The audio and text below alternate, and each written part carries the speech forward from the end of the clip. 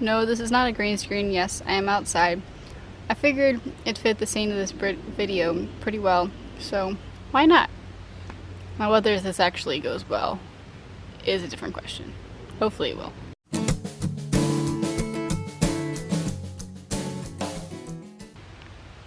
All in all, I think that it's gonna go okay as long as my hand doesn't start shaking like crazy. But you might be wondering who the saint is. It's not Francis of Assisi. His name is Pier Giorgio Frassti. He is a very recent saint, and he loved the outdoors, as you will find out in a few minutes. But just a quick wrap up, I wanted to say before I go into his bio, this is the last saint video of the series. I mean, I might do like other random saints here and there, but this is the official end of the series. If you didn't like the Saints, I am so sorry. You should have told me that like 5 months ago. I have liked making the videos, but if you didn't, I'm sorry. You should have told me. But now on to more important things like Pier Giorgio Frassati and how awesome he is. Blessed Pier Giorgio Frassati, man of the Beatitudes. That's John Paul II. John Paul II called him that. Fun fact, beatitude comes from the Latin word beatus, which means happy or blessed. So happy and blessed are the same thing. Fun fact. Okay, basics about him. Time period, early 1900s. He died when he was 24 from polio. We'll get into that later. He was well-off Italian. His dad was a senator, an ambassador, owned a really crazy newspaper that still is printed today. So he was wealthy, although his family wasn't a happy family. There was family issues, and they didn't. I don't think love was a big thing in their family either. Yeah, his parents didn't practice the Catholic faith, but he accepted the Catholic faith as his own and defended it and lived it out, obviously to a crazy extent because now he's blessed. But he did this not all on his own, but he lived it by himself in his family. So he wasn't a good student. This is leading into that. He wasn't a good student, and he failed Latin when he was like 12, and he got sent to a Jesuit school where his faith could flourish and grow. And so God brings good things out of the not so great things. He was a third order Dominican. That's his Dominican third order Dominican name. That's a Dominican martyr. And this is the date that he became a third order Dominican. Okay, who he was and what he did. So his friends described him as an explosion of joy. That just ties into like beatitude, man of the Beatitudes. This is his sister described him as he represented the finest in Christian youth, pure, happy, and enthusiastic about everything that is good and beautiful. And then other things that he did. He fought against the fascist party in Italy. He wrote when Mussolini took over Italy. He wrote that his Mussolini's speeches made my blood boil. He loved the mountains so much. He loved like anything physical activity, but he would go hiking and climbing in the mountains with friends, and a lot of times there would be a priest and mass involved. But he absolutely loved it. Here's a picture of him on top of the mountains. That's a real picture, or it's from a real picture. I just got it off of Google, but that picture is real. He created a group of friends called the Tipi Loshi, translated as the Shady Characters. And he was one that totally community and bringing people together to learn about the Catholic faith was very important to him. And this is one of the biggest things that he's remembered for. He served the poor constantly, even from a young age. He would do all these like little things for the poor. He would like bike to places instead of going on the tram to save the money for the tram. When he was little, a poor lady came to the door with a child who had no shoes on, and immediately Pier Giorgio took off his socks and shoes and gave them to the lady, and then shut the door so that nobody could stop him. And so he was like totally like friends with so many poor people, and as we're gonna see when at his death, it influenced a lot. It influenced them a lot. Okay, so his death. He died of polio, which is most likely contracted from the fact that he hung out with the poor a lot. And his family didn't even like realize that he was sick. Like his grandmother died 3 days before he did, and so they were taking care of her. And she died July 1st, and he died July 4th. And even in like those few days, his mom's like, "Yo, why aren't you helping us get ready for her funeral?" And they didn't even notice that he like could barely walk or anything like that. They didn't notice until the day before he died that he was sick. So he did all this amazing stuff, right? But his parents didn't even realize he was so charitable and awesome and holy. And they were really surprised when thousands of crowds of poor people attended his funeral, and they didn't even realize what impact their son was making on people in Italy in general. So he did them, but he did crazy, awesome, amazing actions, but he hid them, and he wasn't a big braggart about them. Okay, quotes from him. I love this one. To live without faith, without a heritage to defend, without battling constantly for truth, is not to live, but to get along. We must never just get along. I could do an entire video about this quote and how our society is falling apart because of we don't have a heritage or a faith or something to believe in. But I won't do that now. I might actually do a video about it later, though. The end for which we are created invites us to walk a road that is surely sown with a lot of thorns, but it is not sad, even though it is through the sorrow, it is illuminated by joy.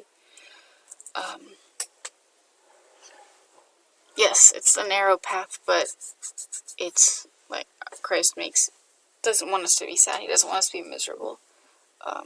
He gives us joy even in the midst of turmoil. You ask whether I am in good spirits. How could I not be so? As long as faith gives me strength, I will always be joyful. Gosh, even when life was hard and he was struggling through with his studies or his family was falling apart or whatever, he was always joyful. Suffering that is nourished by the flames of faith becomes something beautiful. Like, suffering without love is so difficult, but when you couple suffering and love together, it's amazing. If you have God as the center of all your actions, you will reach the goal. If God is the reason you're doing something, if God's the point of everything that you do in life, God is the center, as it should be, that you're gonna go places. It's gonna work out. My principal, she said, faith, well, this is paraphrasing her, but faith is a part of you when faith influences every decision that you make. And that's where I'm going to end. Blessed Pier Giorgio Frassti, pray for us. That's him climbing a mountain. Here's another quote. He loves the mountains, and he loved contemplating God in the mountains. Now, what is this mysterious topic that I want to talk about? What I want to talk about is community. And I know talking about friendship, oh my gosh, another problem, bugs. Wind and bugs. Anyway, I know I talked about friendship a few videos back with Saint Scholastica, but it's so necessary. I wanted to talk about it again. And it's something that's really been deteriorating in society. People, we've connected through social media or whatever, but is so surface level. It doesn't have to, but oftentimes it is. Very surface level.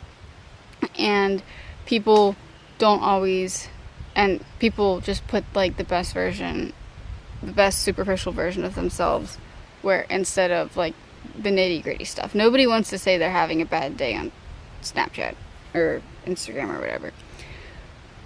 And that stuff is only possible to say when you know at least for me personally, it's like, I'm not going to tell everybody I'm having a bad day. I'm going to be telling like select people and people that I trust, people that I'm close with.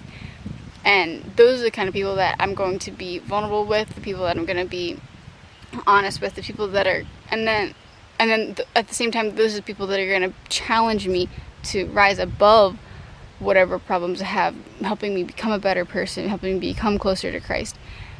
And the people that are always going to be there for me, even when they're not seeing the Snapchat, they're not seeing the Snapchat or Instagram thing. They're seeing the not perfect version of me, because nobody's perfect.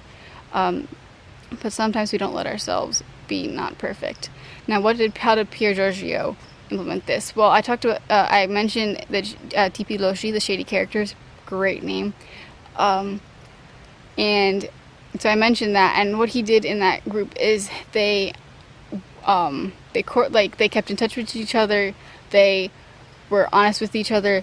They were all striving together towards the same goal. They're all striving towards union with Christ, and that is one of the awesome things about Pier Giorgio and like the whole group. And he was the person that was both in the world but not of the world kind of thing, where he would go hiking, mountain climbing, all this awesome crazy stuff that not everybody, but some people love to do, but he would also simultaneously have this deep contemplative aspect of his life, and that he brought into everything that he did.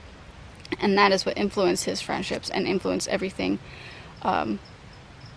in a good, wholesome way. And this is something that, like I said, isn't really seen always. Nowadays, people don't know what it means to be a friend always. But community is what is going to keep people going, because humans are made for community. Man is not an island. I forget who said that, but it's true.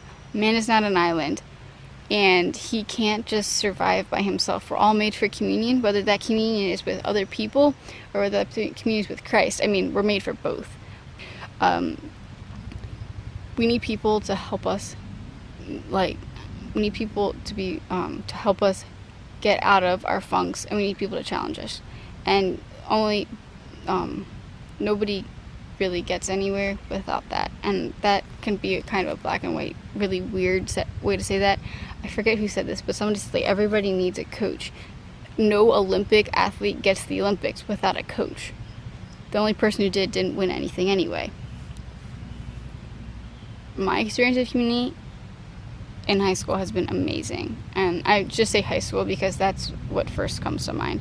But I knew I would be a very different person if I hadn't had solid community in my life. And and community is very hard to find. I know it is. Community is very hard to find. But we need to be able to be vulnerable with people, and being vulnerable is what's going to make us not, like, without somebody who's there for us, we all kind of fall apart. Okay, that was a really depressing ending. And I don't know, this video is really everywhere, and I'm sorry about that. If you want really quality stuff about community, Catholic Stuff You Should Know is an amazing podcast. Go listen to their stuff on community. Not everything's about community, but they have a lot of good, solid stuff about community. I hope I'll be able to do another video on it later. But yeah, that's what I got for now. But you need community to get holy and have fun doing it. And Pier Giorgio did a really good job of that, so follow his example, okay? Okay, cool, bye.